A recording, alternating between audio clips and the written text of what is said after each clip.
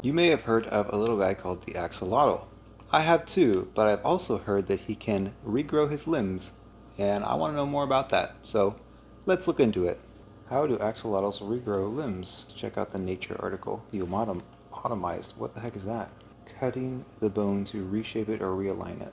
This is just talking about studying the way their bones heal. I don't know if that's going to answer a specific question right now. Why would a hungry sibling eat an axolotl leg? This lady said she's pretty sure her pet axolotl ate her other pet axolotl's front leg. Are axolotls cannibals? Axolotls are mildly cannibalistic because they're just hungry. Uh-oh. Don't underfeed your axolotls because they'll start to nip each other.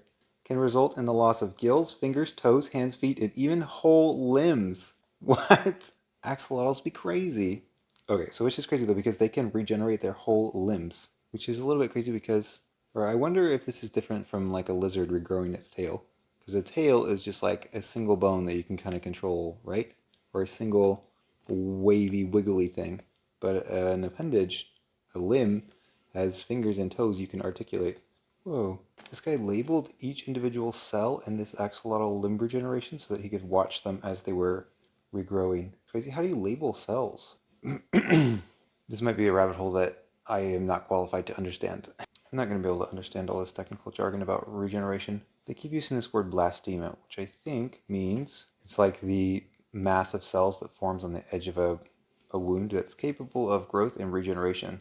I'm pretty sure other things have blastemas too, though. It's not just axolotls. So many things can regenerate limbs much more than I was thinking. Like, salamanders can also do it. Wait, salamanders can also regenerate limbs? Starfish can do it. Lizards can regrow their tails. Wait, so why is the axolotl special? Because I've definitely heard the axolotl being praised as like a super regenerator, but what's different about how the axolotl regenerates limbs versus like a salamander versus starfish? Progenitor pool. I can just search it? Oh, it's going to give me a whole article. Let me just look up what a progenitor pool is. Basically just like the origin, the originator or the parents. The thing where that thing comes from. This sounds a little sci-fi-esque, but they're basically like, if we understand how the salamanders and axolotls are regrowing their limbs, we might be able to induce it in other species, including mammals. Anybody want to regrow a limb? This isn't giving me a simple enough answer. I think it seems like the main difference between the salamander and the axolotl regeneration is that the axolotls use this resident PAX7 plus, which I don't really understand. I don't know what the difference. Okay, what I understand so far, not much. Little axolotl guy gets a limb chopped off, probably because one of his siblings bit it off, and then the stump is there, and then a blastema forms on the stump, and then the limb starts to grow from the blastema. Blastema is like a clump of cells that starts the growing process. That's pretty much all I know at this point. Some salamanders can regrow lost body parts. Could humans do it one day? Huh. Within weeks. Wild. Whoa, okay, that's cool. Axolotls can regenerate their organs. Even parts of the brain and spinal cord can regenerate. The idea of human regeneration has evolved from an if to a when.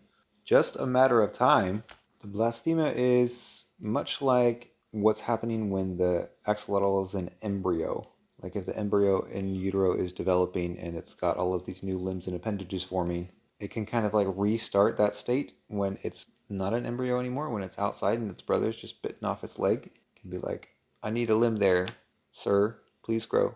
This is interesting. It sounds like they're saying that like as the limb is regrowing, like the cells are migrating from different parts in the body to kind of like fuel the limb regrowing regeneration, but they like know like the different cells migrate at different times. So you're not getting like when the embryo is first developing, all of the cells are right there and they're just kind of like splitting apart and turning into a new limb, like growing and building right there. It's like all of the cells that it needs are migrating from different parts around the body, but they're not migrating all at once. The different cells they need, the ones that come first, chondrocytes, not sure what that is, and then the ones that come later turn into the soft connective tissue, which is kind of cool. Wait, what? Wait, okay, I need to read this again. Dang, okay, so what they did was they took a small square of skin from the upper arm of the salamanders, they cut off that small square of skin, and then waited for it to heal for like 2 days. And then once it had healed, they cut a tiny little slit in that skin and put in a gelatin-soaked bead in these two chemicals, which I'm not sure what these are. And then because they had slipped in that little bead, the tissue in the arm of the salamanders created a blastema, which, as we know, is what is the starting process for growing new limbs. I'm not sure why they say no nerve necessary. I must have missed that part in the article. Anyways, about a week later, they injected them with retinoic acid, and then the axolotl sprouted new arms out of their upper arm. They just grew a whole new arm when their arm wasn't even missing in the first place. But unfortunately, some of them grew just one arm, and some of them grew two, and some of them grew three arms out of the same wound spot. Wild. That's crazy. They just prompted the axolotl to grow new arms. Just like, oh, here's my arm right here. Out comes another one. Out comes two. Out comes three new arms. What? Could they control them? Were they working? That's crazy wild. Yeah, okay. So I'm like, I don't know. I don't think I'm going to be able to get too deep into the weeds about like actually what's going on biologically because I'm not that skilled in biology. That's going to come later. But I feel like I understand enough about the topic to be reasonably satiated. I want to know what the difference between like a salamander or axolotl regrowing their limb versus like a starfish. What other animals can regrow limbs? Deer, what the heck are you talking about? Can lizards also regrow limbs?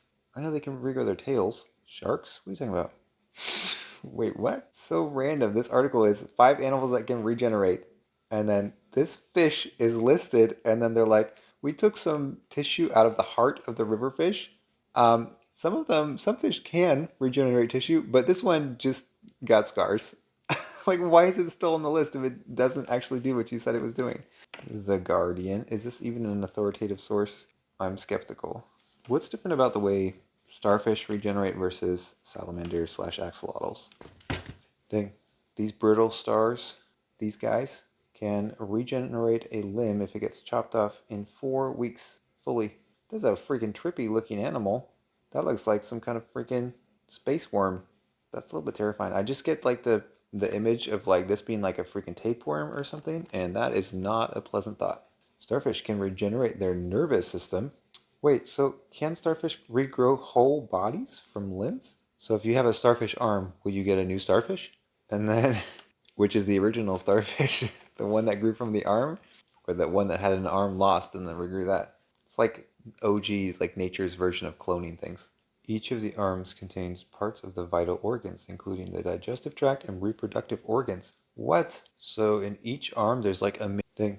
These brittle stars, these guys, can regenerate a limb if it gets chopped off in 4 weeks fully. That's a freaking trippy looking animal.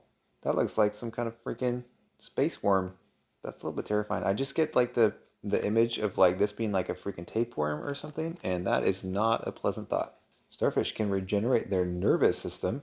Wait, so can starfish regrow whole bodies from limbs? So if you have a starfish arm, will you get a new starfish?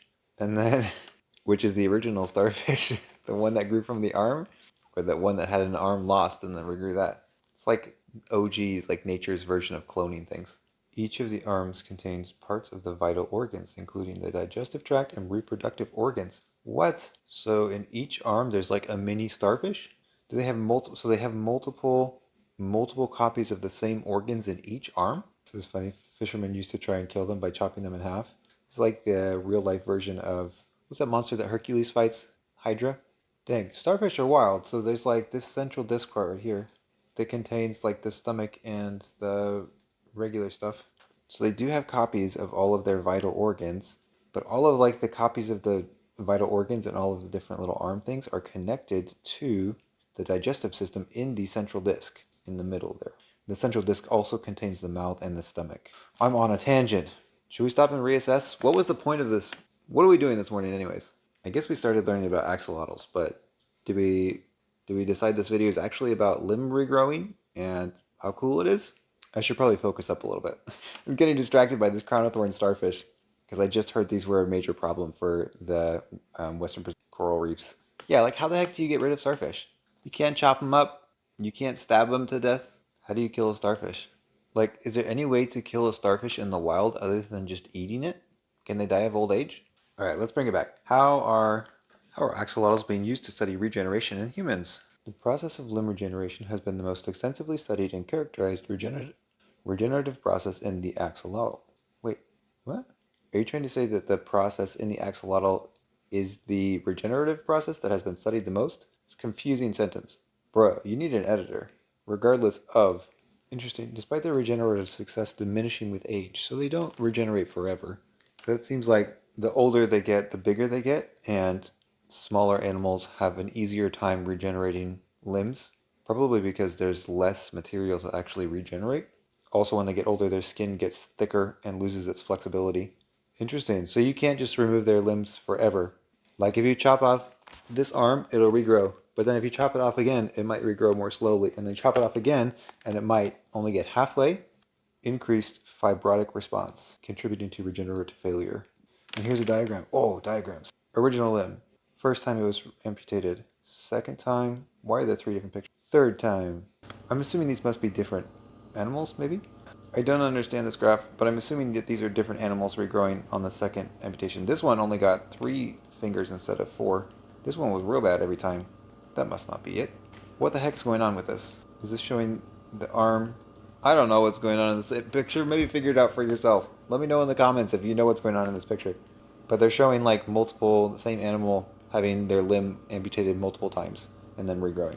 Anyway, my brain is tired. I think that's all for today. Thanks for hanging out. Catch you in the next one.